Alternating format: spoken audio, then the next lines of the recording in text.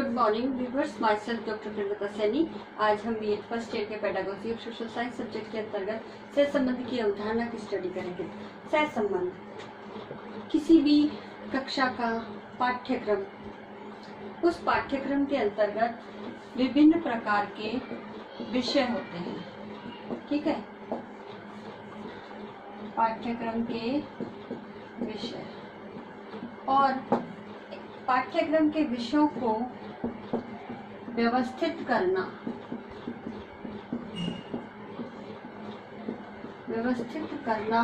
और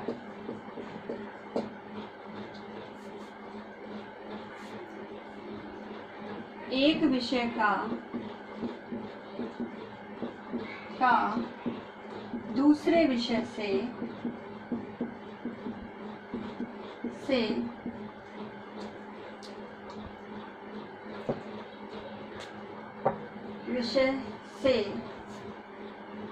सह संबंध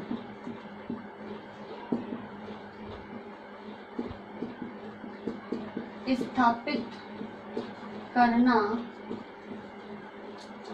जिससे विषय के शिक्षण में सहायता हो। यानी सह संबंध के अंतर्गत पाठ्यक्रम के अंतर्गत जितने भी विषय हैं हमारे, उन विषयों को इस प्रकार से व्यवस्थित किया जाता है ताकि एक विषय के जब हम शिक्षण कराते हैं तो दूसरे विषय उस शिक्षण में सहायता करे। और ये सहायता भी ही जो है जो कह सकते हैं हम, ये सहायता ही है जो सह संबंध कहलाता है, जो उस विषय के शिक्षण में सहायता प्रदान करता है। अब इसके अंतर्गत एक बात आती है कि कोई भी नवीन ज्ञान, अब नवीन ज्ञान जो भी मनुष्य के द्वारा ग्रहण किया जाता है,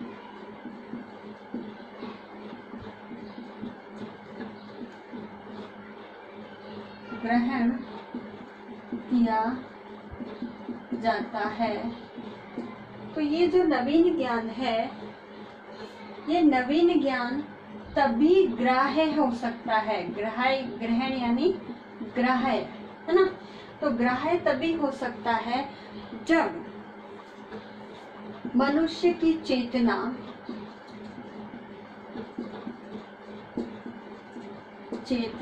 यानी जो चेतन तत्व है जो ज्ञान को ग्रहण करता है, तो मनुष्य की चेतना में विद्यमान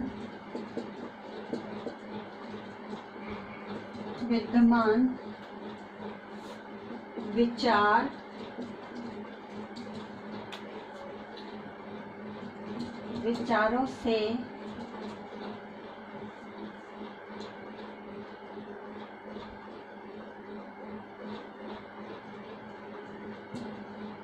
उस ज्ञान का संबंध स्थापित किया जाए।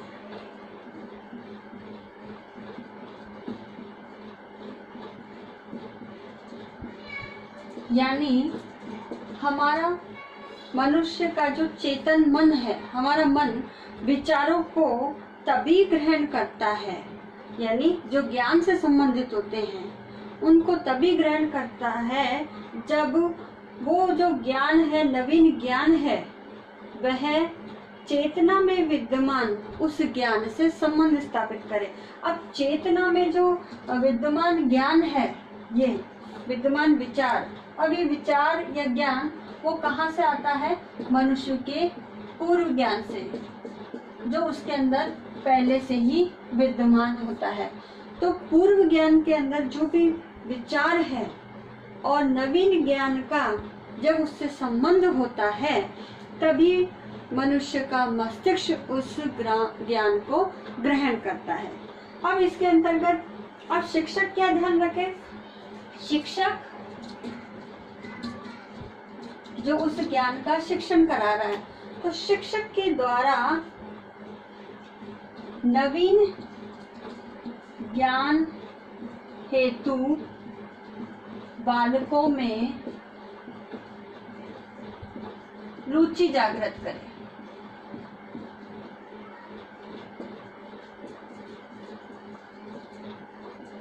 तो रुचि जागृत की जाएगी तभी बालक उस नवीन ज्ञान को ग्रहण कर सकता है। शिक्षक के द्वारा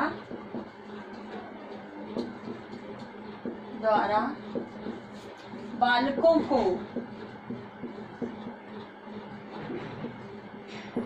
ध्यान केंद्रित करने और उनमें रुचि जागृत करने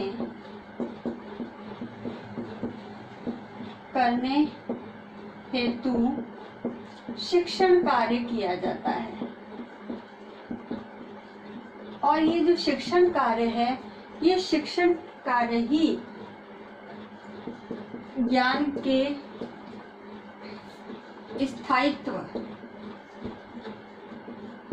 के लिए आवश्यक है। यानी जब शिक्षक बालकों को ध्यान में रख करके उनकी रुचि जागृत करके शिक्षण कार्य करेगा, तभी बालक उस ज्ञान के स्थायित्व, अभी ज्ञान के स्थायित्व जो है वो क्या है? नवीन ज्ञान जो शिक्षक शिक्षण के द्वारा करा रहा है, नवीन ज्ञान। तो ज्ञान का स्थायित्व यानी नवीन ज्ञान का स्थायीकरण ही तभी होगा जब बालक शिक्षक के द्वारा पढ़ाए गए शिक्षण में रुचि लेंगे। पाठ्यक्रम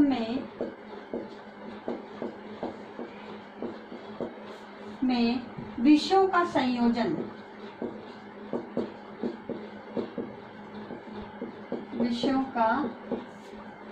संयोजन या व्यवस्थापन इसी प्रकार से किया जाता है कि एक विषय का ज्ञान दूसरे विषय से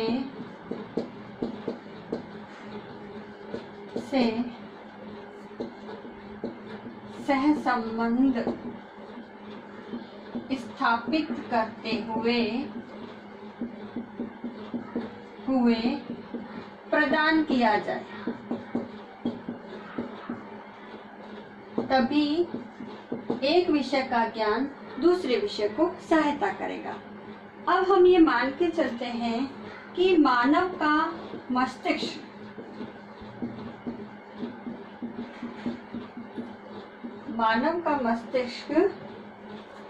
एक अविभाज्य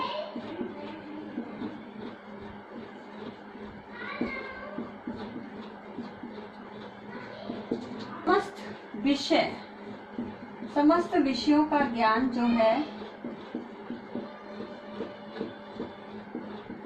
समस्त विषयों का ज्ञान मस्तिष्क द्वारा ही ग्रहण किया जाता है।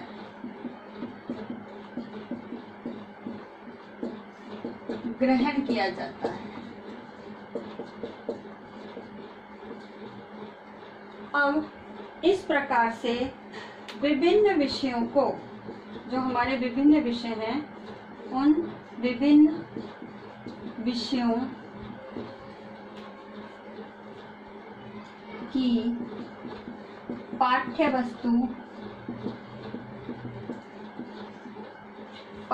वस्तु का पारस्परिक संबंध,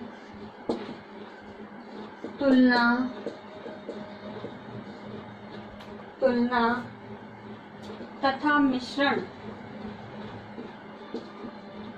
तथा उनका सभी विषयों का मिश्रण, तो मिश्रण करके ही मस्तिष्क ज्ञान को ग्रहण करता है। तो इस प्रकार से मस्तिष्क जो है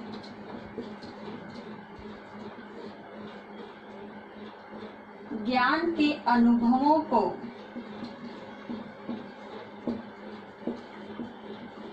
या ज्ञान के अनुभवों में संबंध स्थापित करता है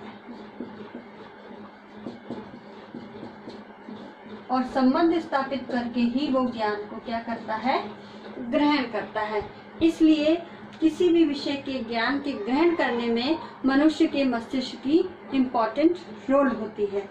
और साथ ही जब हम शिक्षण की बात करते हैं तो शिक्षण और अध्यापन की सुविधा के लिए भी ज्ञान को इस प्रकार से व्यवस्थित किया जाता है और एक विषय से दूसरे विषय को सह संबंधित करके पढ़ाया जाता है ताकि नवीन ज्ञान को स्थायित्व प्रदान किया जा सके और बालक उस ज्ञान को रुचि और ध्यान केंद्रण के साथ ग्रहण कर सके। ज्ञान की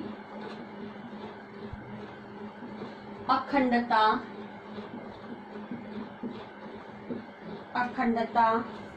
मस्तिष्क की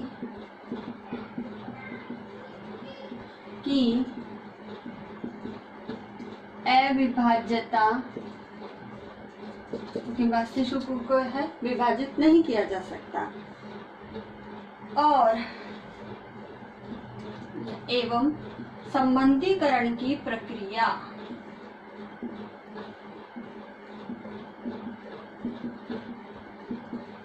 तो संबंधीकरण की जो प्रक्रिया है, यह प्रक्रिया देखने से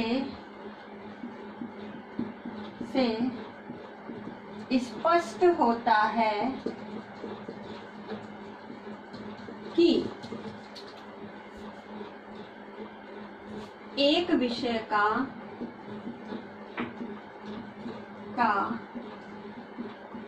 दूसरे विषय से संबंध स्थापित करना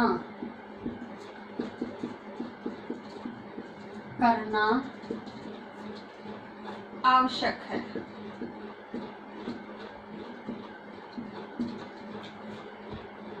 और अधिक स्पष्ट करने के लिए जो गुयार्ड महोदय है, तो गुयार्ड महोदय के अनुसार उन्होंने एक डेफिनेशन के आधार पर सह संबंध की आवश्यकता को व्यक्त किया है। वो इस प्रकार से है, इसमें लिखा है कि घटनाओं और विचारों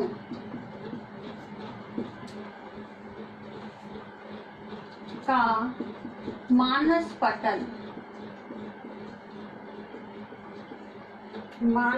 पटल पर स्थायी एवं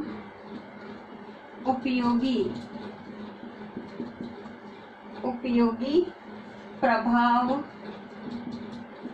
तभी पड़ सकता है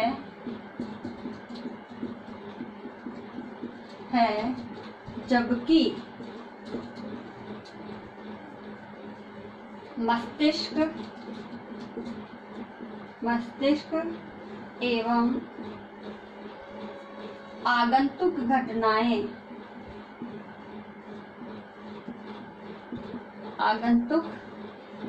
घटनाओं एवं विचारों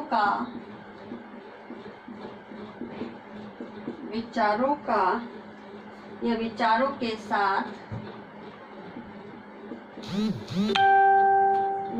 के साथ उसका व्यवस्थित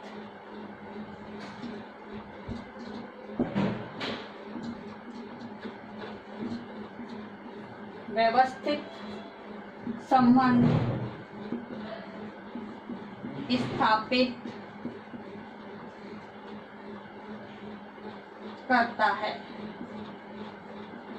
यानी गुयार्ड महोदय ने कहा है कि हम कोई भी घटनाएं हैं या विचार है जो मनुष्य के मस्तिष्क यानी उसके मानस पटल पर स्थायी और उपयोगी प्रभाव डालता है, तो वो प्रभाव तभी उपयोगी रूप से पड़ सकता है जबकि मस्तिष्क में जो भी घटनाएं हैं आने वाली और जो विचार है, जो नवीन ज्ञान का स्वरूप है, वो विचार के साथ उसका पूर्व ज्ञान जो है उसके साथ उसका संबंध स्थापित हो, तभी ज्ञान का संबंध स्थापित करते हुए बालक ज्ञान को ग्रहण कर सकता है। तो इसी प्रकार हम ये देखते हैं कि सामाजिक विज्ञान विषय के अंतर्गत हम सहसंबंध के कॉन्सेप्ट की जब बात करते हैं तो इस सहसंबंध के अंतर्गत हम सामाजिक विज्ञान विषय को दूसरे विषय से सहसंबंधित करके स्टडी कराते हैं, क्योंकि नॉर्मली ये देखा जाता है कि हमने ज्ञान तो एक अविभाज्य इकाई है और हमने अपने अध्ययन अध्यापन की सुविधा के लिए उसे विभिन्न वर्गों में विभाजित किया है और ये वर्ग ही विषय कहलाते हैं, जिनका हम 10th लेवल पर तो कंपलसरी सब्जेक्ट के रूप में पढ़ते हैं और 11th 12th में उन्हीं वर्गों के अंतर्गत विभिन्न अनुशासन के रूप में हम विषयों को पढ़ते हैं। अब इनके वर्गीकरण के अंतर्गत वर्गीकरण केवल अध्ययन अध्यापन की सुविधा के लिए किया गया है, लेकिन ज्ञान तो अविभाज्य इकाई है, उसका विभाजन नहीं हो सकता और बालक के अंदर जो पूर्व ज्ञान है, जब तक नवीन ज्ञान के साथ उसका संबंध नहीं होगा तब तक हम उस ज्ञान को स्थायित्व नहीं दे सकते और ना ही उस ज्ञान को का हम शिक्षण करा सकते हैं। तो इस प्रकार से जो एक विषय का दूसरे विषय के साथ सहसंबंध करके ही पढ़ाया जाए तभी ज्ञान ग्राह्य होता है, ज्ञान बालक ग्रहण कर सकता है, बालक उसमें रुचि लेता है, ध्यान पूर्वक सुनता है, तभी वह अधिगम कर सकता है। तो इस प्रकार आज के इस वीडियो में हमने सहसंबंध के कॉन्सेप्ट को डिस्कस किया है। अब आज का असाइनमेंट इस प्रकार से है। इस असाइनमेंट के अंतर्गत आपको एक क्वेश्चन दिया जाता है कि सहसंबंध की अवधारणा को